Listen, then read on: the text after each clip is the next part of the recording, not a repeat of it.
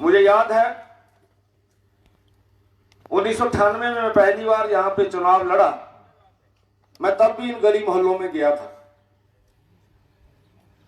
2003 में भी गया, 2007 में भी गया, 2012 में भी गया, 2017 में भी गया।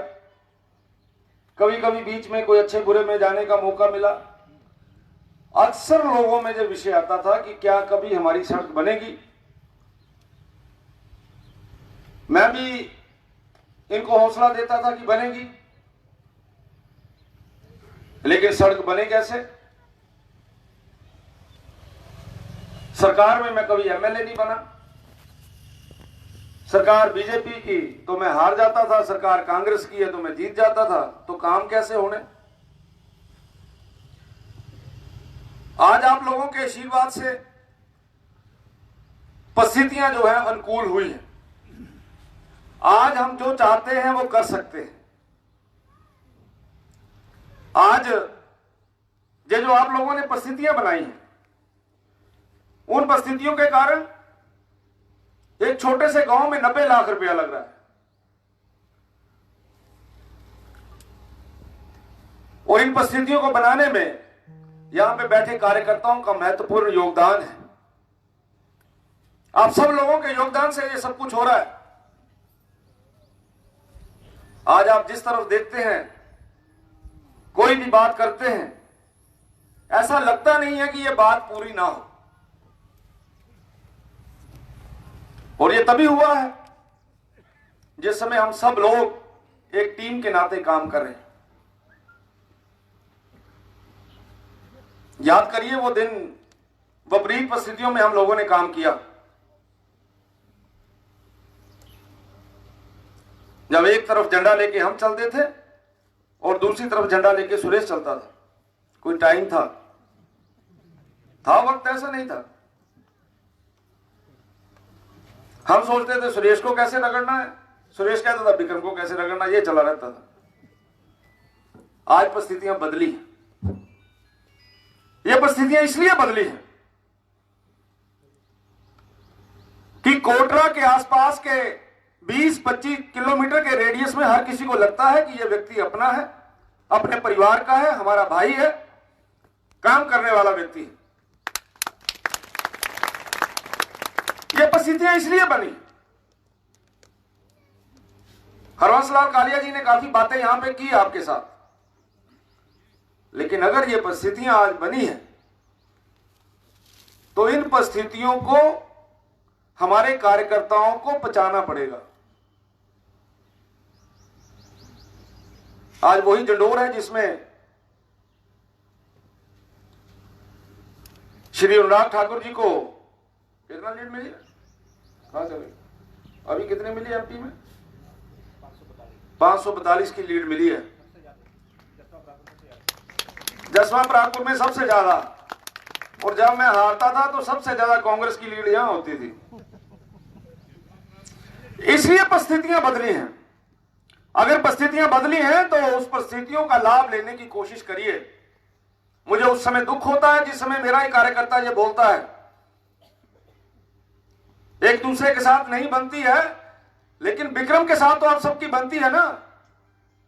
जब ये सड़क बनेगी, इस सड़क के ऊपर बीजेपी भी चलेगी, कांग्रेस भी चलेगी। याद करिए वो दिन जब आप इस सड़क के ऊपर जाते थे तो क्या कहते थे हमारे नौजवान, फेसबुक के ऊपर, व्हाट्सएप के ऊपर कई बार ऐसे शब्दों का प्रयोग कर देते थे, लेकिन हमें सुनने पड़ते थे। आज ये वही सड़कें हैं। आप लोग टेरेस से डाडा सीबा जाते थे, आपको 1 घंटा 10 मिनट लगते थे। आज आप 32 मिनट में टेरेस से डाडा सीबा पहुंच रहे हैं। आप जिस समय चिंतपूर्णी की तरफ चलते हैं तो ऐसा लगता है कि ये रोड जो है ये चंडीगढ़ जैसा रोड है।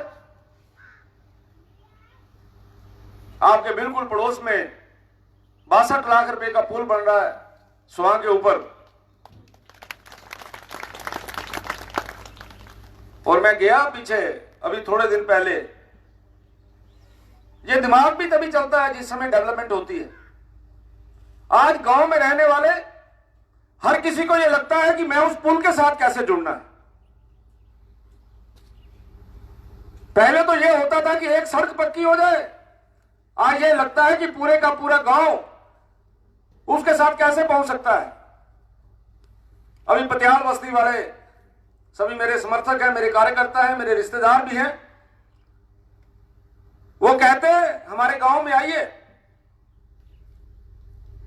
मैं गया, वहां पर बहुत अच्छा भव्य कार्यक्रम उन्होंने किया। अब पटियाल बस्ती वाला बोल रहा है कि मुझे पुल के साथ जोड़ा जाए।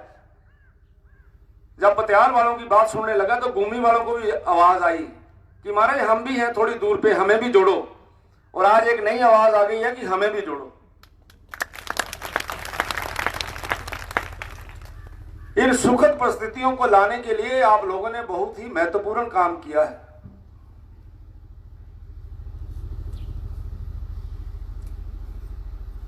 और ये हम सब लोगों की सोच के कारण हुआ है।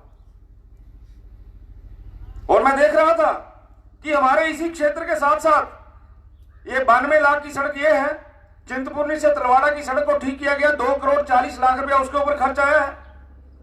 डाडा सीबा की सड़क के ऊपर 2 करोड़ 85 लाख रुपया लगा है। अभी मैं पिछले दिनों नई सड़क MLA प्रायोरिटी मैं डालने लगा तो उस समय सुरेश ने कहा कि थोड़ा सा चेंज करिए। मैंने सुखचैन को पूछा, भैया सुखचैन कैसे हो सकता है?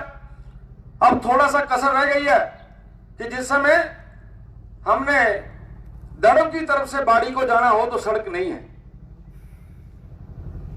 इन सबसे बात हुई और मुझे ये बताते हुए खुशी हो रही है कि आने वाले दिनों में आपके जंडोर टू बंधोल एक सड़क बनेगी जो बाया हरियन बस्ती, ये जंडोर वाली हरियन बस्ती, डगबे, जरियाल बस्ती, दड़ब, अमलैड, भट्ट बस्ती और बीच में जो 2-3 पुल पड़ने हैं, ये सारे के सारे पुल बनेंगे और एक बहुत बढ़िया रोड जो है वहां बनने वाला। आपके गांव के अंदर मॉडर्न ITI बन रही है। मॉडर्न ITI आपके संसारपुर टेरेस में बन रही है, पॉलिटेक्निकल कॉलेज आपके गांव में बन रहा है। क्या कभी ये सोचा था कि जंडोर के अंदर भी कभी पॉलिटेक्निकल कॉलेज बनेगा? इसलिए जब परिस्थितियां ऐसी बनी हैं तो इन परिस्थितियों को अनुकूल करने की, अनुकूल रखने की जिम्मेवारी हम सब लोगों की है। अकेला व्यक्ति कुछ नहीं कर सकता। इसलिए इस लड़ाई को लड़ने के लिए आप लोगों के सहयोग का की मुझे बहुत ज्यादा जरूरत है। और ये क्यों जरूरत है? ये जरूरत इसलिए है कि भैया मैं तो आज आया हूं रात, कल मेरा कार्यक्रम सोलन में था। सोलन में वहां पे हिमाचल दिवस के ऊपर झंडा लहराने की जिम्मेवारी पूरे हिमाचल प्रदेश में 12 लोगों की लगी थी, उसमें से एक मैं भी था सोलन में। उससे पिछले दिन शिमला, कल सोलन, आज आपके पास हूं। लगातार 4 कार्यक्रम है। कल भी कंस्टिट्यूएंसी में हूं, उसके बाद फिर शिमला जाना है। जो मैं बातें समझा रहा हूं उसको ध्यान से सुनिए। अगर शिमला में नहीं बैठेंगे तो पैसा कहां से आएगा? इसलिए कई बार मेरे गांव से 1 करोड़ रुपए की सड़क चली गई, उस बात की तो खुशी मुझे नहीं हुई, लेकिन मेरे बेटे की शादी में विक्रम नहीं आया, उसकी नाराजगी पक्का हो गई। आपके गांव में किसी का स्वर्गवास हो गया। अब भैया मेरे को तो काम है, फिर भी मेरे दफ्तर से चिट्ठी आती है, अगर ऐसा कोई विषय आ जाए मैं फोन करता हूं। अब जिनको कोई काम नहीं है वो तो यही काम करेंगे ना। जिसने सड़क नहीं बनानी, जिसने बिल्डिंग नहीं बनानी, जिसने पैसा नहीं लाना, वो यही काम करेगा। इसलिए मेरे कार्यकर्ता को कई बार ऐसा लगता है। मेरा आपसे विनम्र प्रार्थना है, विनम्र निवेदन है, हर कोई अपनी जिम्मेवारी का निर्वहन करे। मेरा कार्यकर्ता वहां जाए, मेरी बात करवाए, मेरी माताएं और बहनें वहां जाएं, क्योंकि जैसा यहां बोल रहे थे सुरेश जी, स्वर्ण काल है आपका। एक दिन भी आपका बीत जाता है तो आपके 24 घंटे समाप्त हो गए उस 5 साल में से। इसलिए ज्यादा से ज्यादा पैसा आए, ज्यादा से ज्यादा काम हो, ज्यादा से ज्यादा हम लोग आगे बढ़े।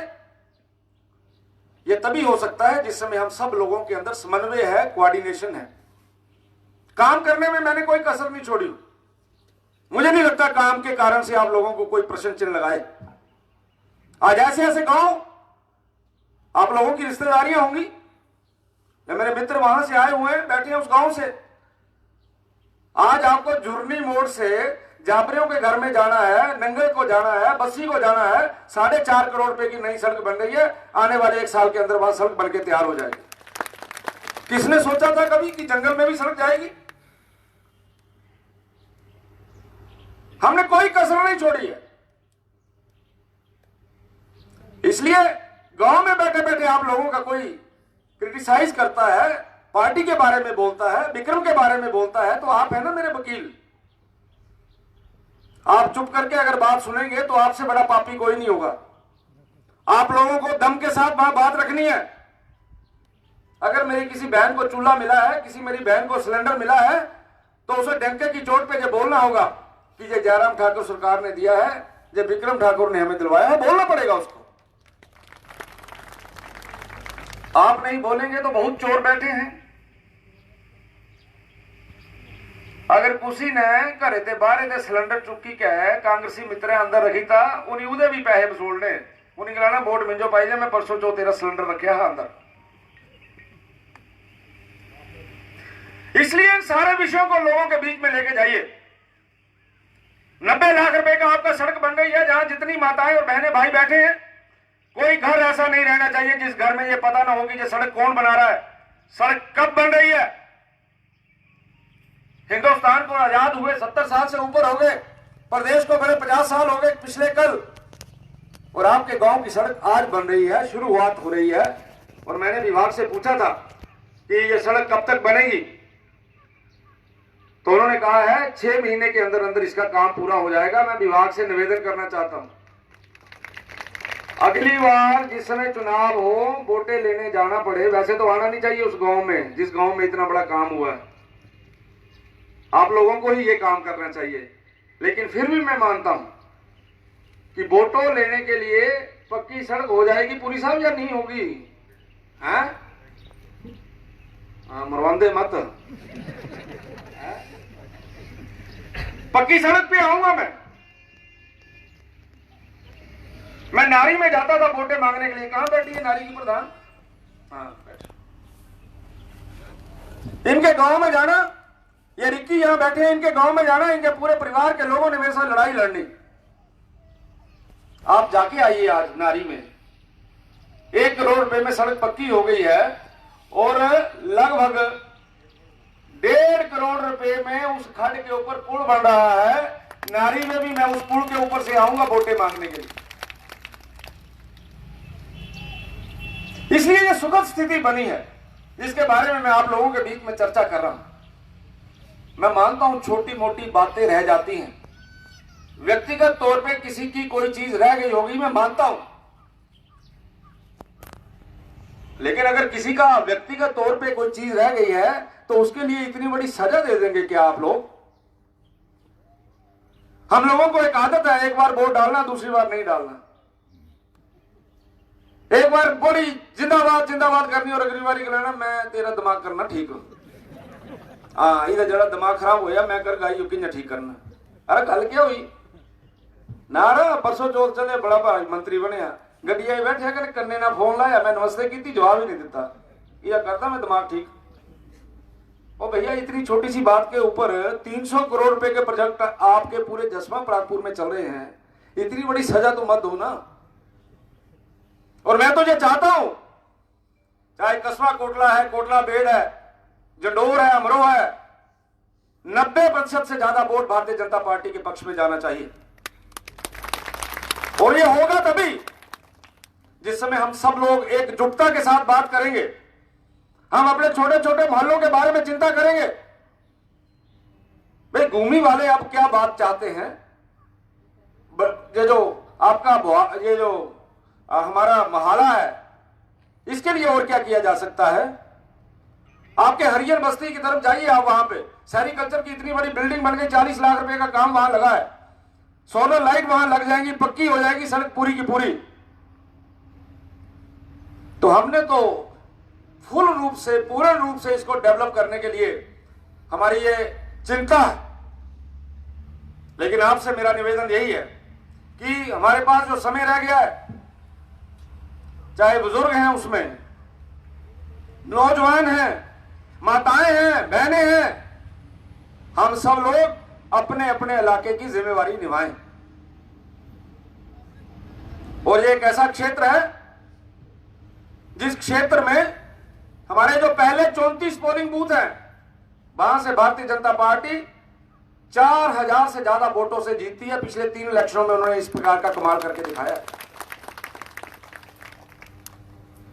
इसलिए जो पार्टी, जो व्यक्ति अच्छा काम करता है, मेरा निवेदन है कि उसके साथ चलिए, उसके हौसले को बुलंद करिए। उसके हौसले को अगर आप बुलंद करेंगे तो निश्चित तौर से जो क्षेत्र, जो इसमें छोटी मोटी बातें रह गई हैं, उन सारी बातों को हम लोग पूरा करेंगे। अभी मैं देख रहा था आपका जो खाता खोला, अभी मैंने पूछा बिजली वालों को, भैया आपने जंडौर के लिए क्या किया है? मैं बधाई देना चाहता हूं सुरेश को कि यहां पर जब भी जमीन की जरूरत पड़ी है तो इनके परिवार ने मुफ्त में जमीन जो है वो सरकार को दी है। उसके लिए ये बधाई के पात्र है। उत्तम जी भी यहां बैठे हुए थे, मुझे नजर आए कहीं। इनके गांव के लोगों ने भी जमीन दी है। 33 केवी का सब स्टेशन वहां बन रहा है। 10 करोड़ 50 लाख रुपया उसके ऊपर खर्च आएगा। उसके लिए भी मैं आपको बधाई देना चाहता हूं। अभी एक्शन साहब बता रहे थे आपके यहां 2,45,375 में 3 फेज एलटी लाइन जंडौर को मिली है। डगवे की और जंडौर विलेज की भी वहां पे 3 फेज लाइन हुई है और उसके ऊपर भी 1,75,230 रुपए खर्च हुए। आपके ट्रांसफार्मर की अपग्रेडेशन हुई है, उसके ऊपर 90,000 रुपया लगा है।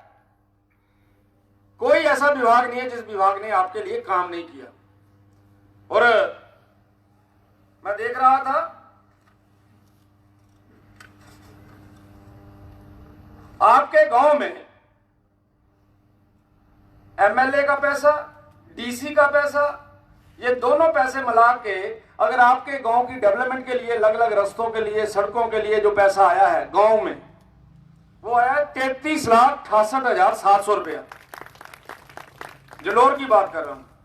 आप कई बार मेरे पास आते हैं, आप कहते हैं जी मैं गरीब हूं, मेरी बच्ची पढ़ने वाली है, कोई विधवा हो गई, उसकी बच्ची जवान हो गई है, उसकी शादी है, कोई बिस्तर पे बीमार पड़ा है।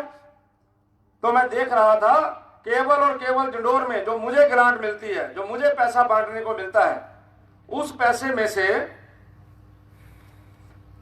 5,99,200 जो है रुपया जो है वो 30 पात्र व्यक्तियों को मिला है। और मुख्यमंत्री राहत कोष से भी आप लोगों ने बहुत पैसा लिया है।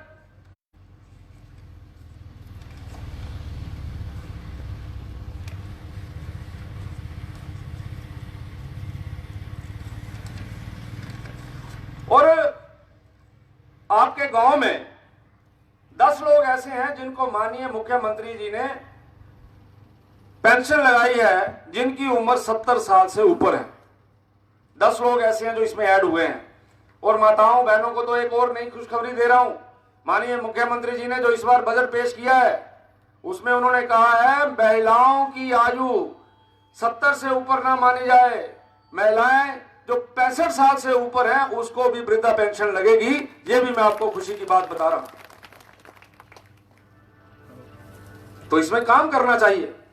जो मेरे कार्यकर्ता यहां बैठे हैं उनको देखना चाहिए कि परिवार के अंदर कौन ऐसा जिसकी 65 साल उम्र हो गई। उसके लिए काम करिए, उसके फार्म भरवाइए, उसको पेंशन लगवाइए और समय समय पे उसको याद भी करवाइए कि हमने तेरे को पेंशन लगवाई है। जो दिखता है वो बिकता है। अगर आप नहीं बोलेंगे तो मैंने पहले बोला चोर बहुत है। आपके गांव में मैं देख रहा था गैस के कनेक्शन, जितनी मेरी माताएं बहनें यहां बैठी हैं मुझे जरा हाथ खड़ा करके बताएं कि जिनको फ्री में मिला है। फ्री में डर क्यों रही हैं? कर दो हाथ खड़ा, वो पीछे कर रही थी। हाँ, फ्री में मिला जिनको गैस सिलेंडर, चूल्हा। और पीछे क्या देख रही मम्मा, मिले जो अगला ने ये लाठियां खड़ा करी थी, आता था मैं काल करना। हाँ दोबारा करो जरा हाथ खड़ा, पता नहीं लग रहा। हाँ यस, धीरे धीरे ऊपर का, ठीक है। इनको गैस के सिलेंडर और चूल्हे फ्री में मिले हैं और इनकी संख्या कितनी है? हेलो, ये आपकी संख्या 94 है, 94, ये 94 इसमें है। यानी 94 ऐसे परिवार हैं महिलाओं के जिनको फ्री में जंडोर में गैस का चूल्हा और सिलेंडर मिला है। तो अब यहाँ बैठी हैं, मेरे को अभी कईयों ने ये मास्क लगाए हुए हैं, नहीं तो मैं किसी का नाम लेके बोल देता। केवल मैं ये कुलदीप की वाइफ को पहचान रहा हूं, बाकी तो मेरे को नहीं लग रहा पता। तो भैया अपने पेड़े में जाओ ना, वहां पे जाके लोगों से बोलो ना, जिसको गैस का चूल्हा और सिलेंडर फ्री में मिला है उससे बात करो ना,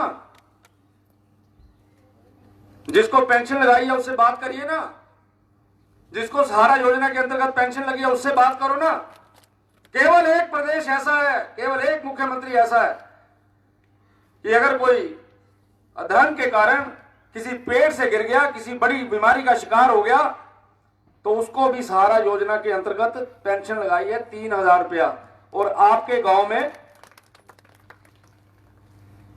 4 पेंशन लगी हैं।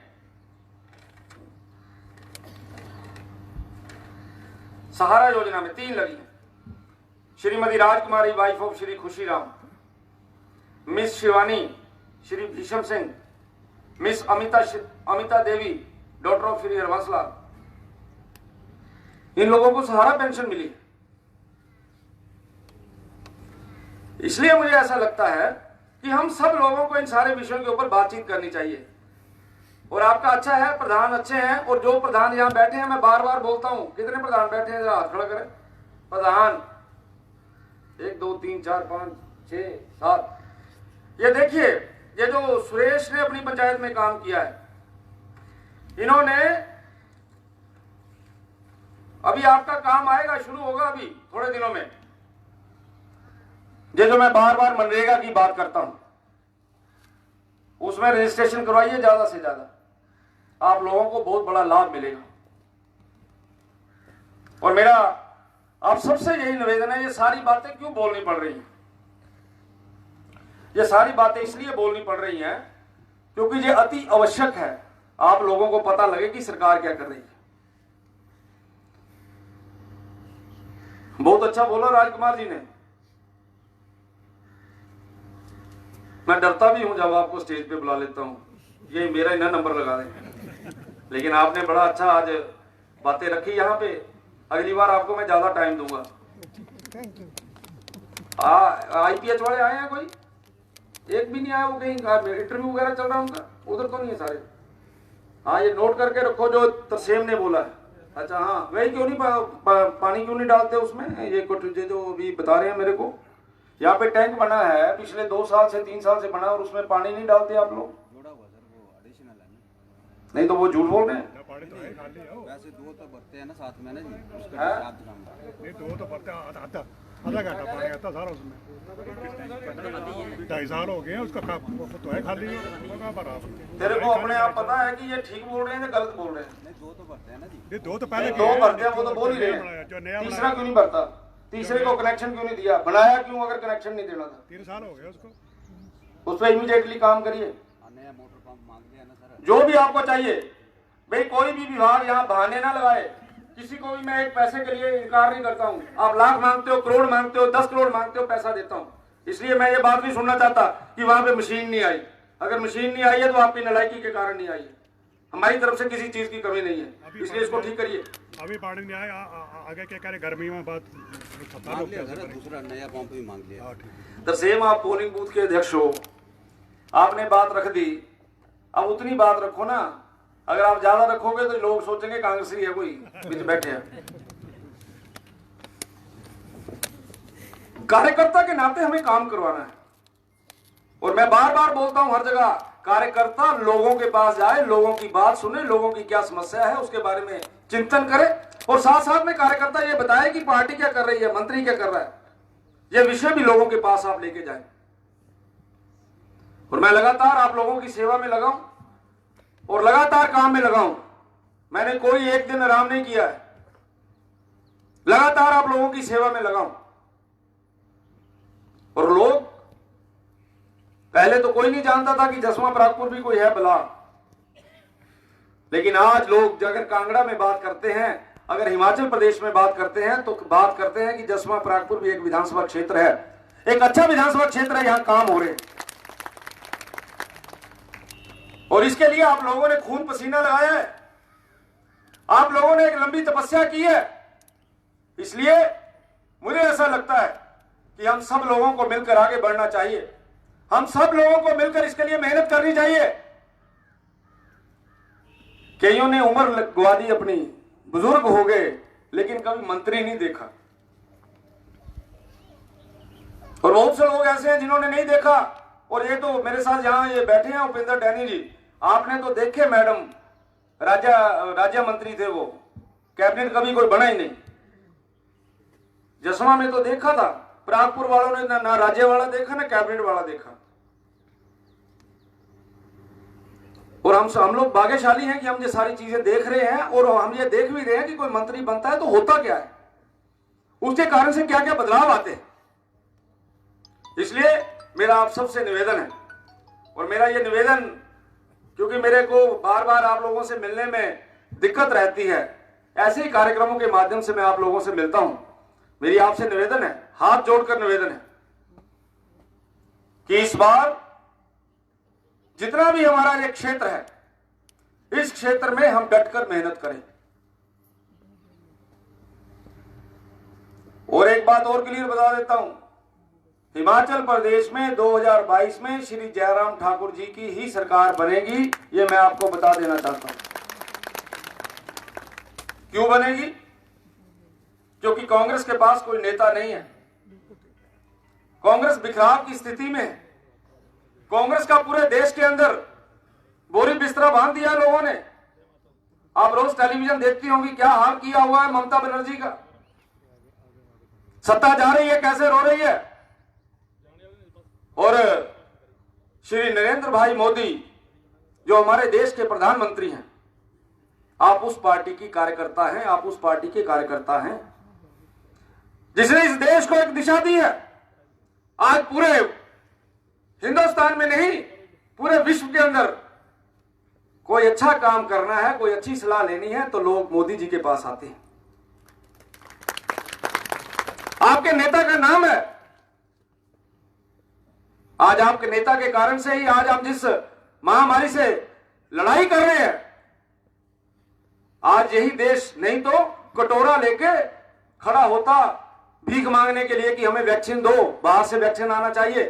आज हिंदुस्तान 70 देशों को वैक्सीन भेज रहा है, कि आपके लिए एक मांग का विषय।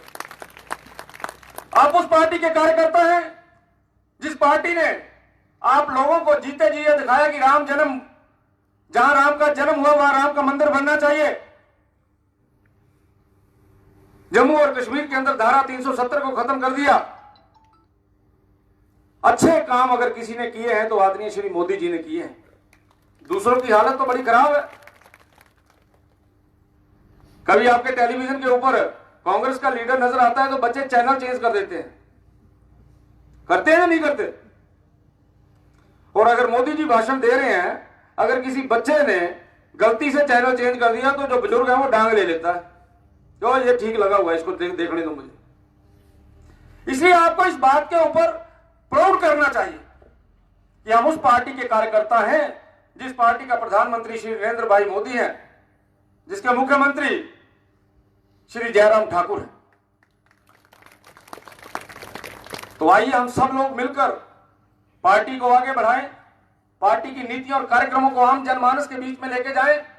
और एक बात मैं हर जगह कहता हूं, अब उसका दुरुपयोग भी हो रहा है, उस दुरुपयोग को कम करिए, प्रयोग करिए उसका। अपनी पंचायत में, अपने गांव में, अपने मोहल्ले में जिसका कोई नहीं है उसके साथ खड़े हो जाओ। गरीब गुरबत, उनकी बात सुनो, उनकी बात का हल ढूंढो।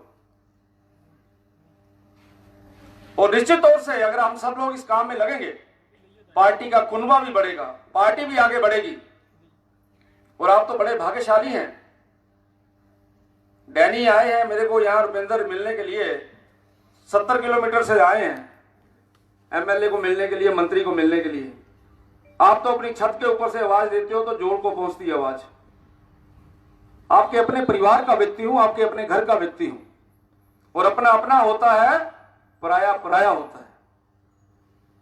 इसलिए आओ हम सब मिलकर आगे बढ़े, पार्टी को आगे बढ़ाएं, पार्टी के साथ मजबूती से खड़े हों और घर घर जाकर भारतीय जनता पार्टी का आलम जगाएं। इतना ही कहते हुए आप सबको बहुत बहुत बधाई, आप सबका बहुत बहुत धन्यवाद। जय हिंद, जय हिमाचल।